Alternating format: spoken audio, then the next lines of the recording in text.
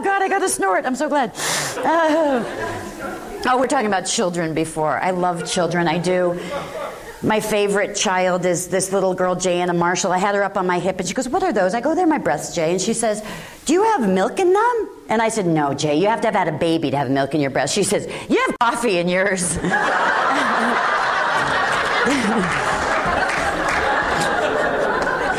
This stuff writes itself sometimes. It just does. So I'm babysitting this little German kid. He doesn't speak much English. He's from a bilingual family and doesn't speak much English or German. And I'm not a mom, so I'm like really kind of precious about what I'm doing with him. Like, I don't want to mess up anything, you know. And I have him out in the yard. We're playing out in the yard, and then he poops his pants. And I'm like, okay, I read Freud years ago. You're not supposed to shame them, right? Or they get some, I don't know, weird thing later. They can't poop later on, and I don't know what it is, but I don't want to be the genesis of that at all.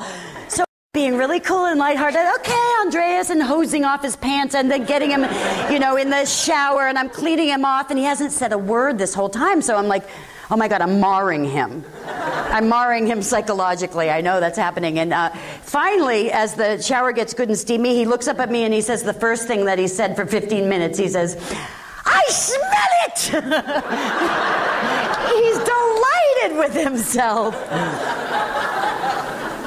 Wouldn't that be great? If we were just delighted with all of our creations.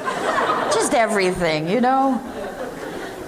My husband's drunk again. I smell it!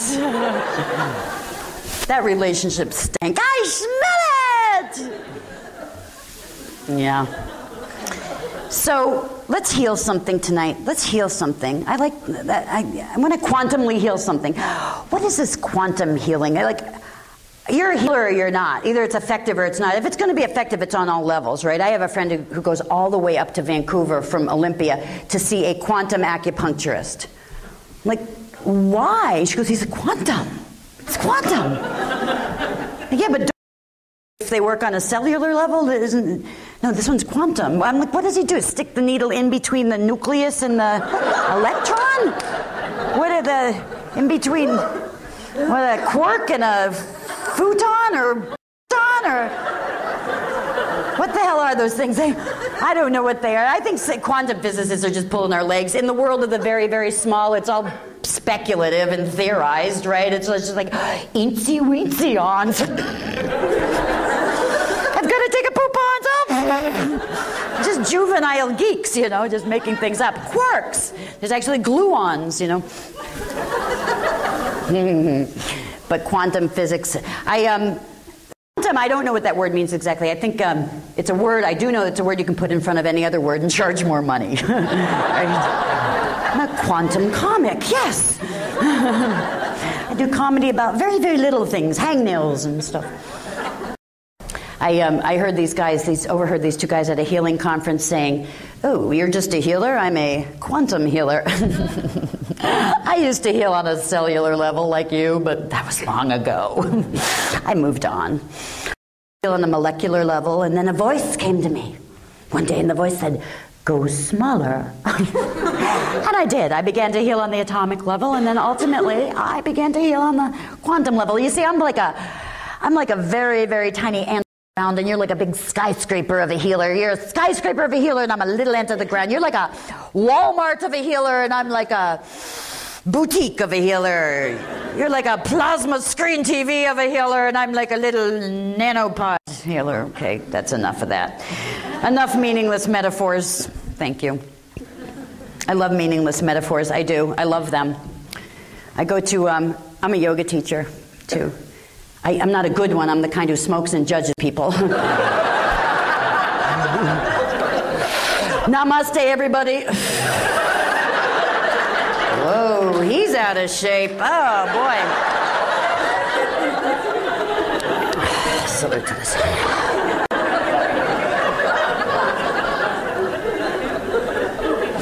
I love yoga. I do. I love teaching yoga. Those of you who've never done a yoga class, it's sort of like, think a really cruel game of Simon Says. I ask you to do things that hurt, and you do them, and then you pay me. I don't know. Everyone who's like 50 and up kind of knows what I'm talking about. Like, what is this thing? What are bodies? Like, I'm at that point in life where I have to really look and see, what do I want to do? I'm 46, right? And there's there's that, as my boyfriend Eckhart says, that little hyphen on your gravestone in between the year of my birth, 1959, and the year of my death. And that hyphen, that's it.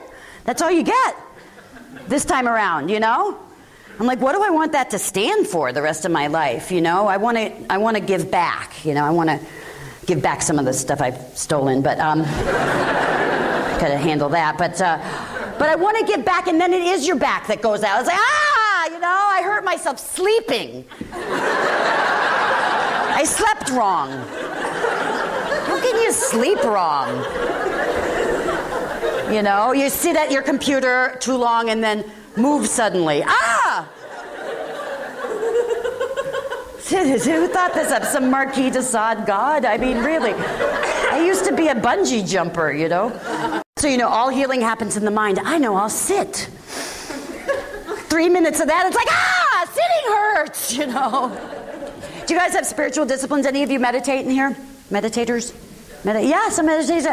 I do too, I meditate. Well, I lie in bed and have frenetic, angst-ridden thoughts.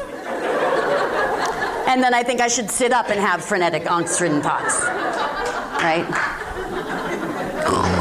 So much easier to sleep. Yeah, I did some Buddhist meditation for a while, watching everything that arises in my consciousness. The only problem is that I can't tolerate anything that arises in my consciousness sometimes.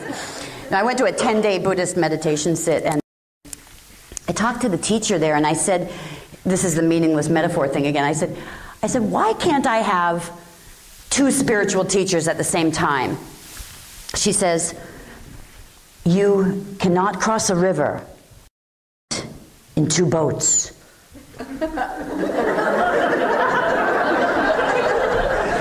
Oh. What if you tie the boats together and what if they're little tiny boats, like foot canoes? What if they're flying boats, Spiritual people try to get away with that sometimes. I talked to a yoga teacher who said, why do we always start on the right-hand side? And he says, because the sun rises in the east. It must be me, you just think it must be me. It sounds like an answer, Try it at home. Why didn't I take out the garbage? The mountain is ready when the mists recede. Yeah, there you go. That works. No. So I was just traveling. I did come back from Los Angeles not too long ago, and I was traveling, and I found in the airport this magazine, which I just want to demote in front of you. I want to New Scientist. I thought, make mine a reality slammer.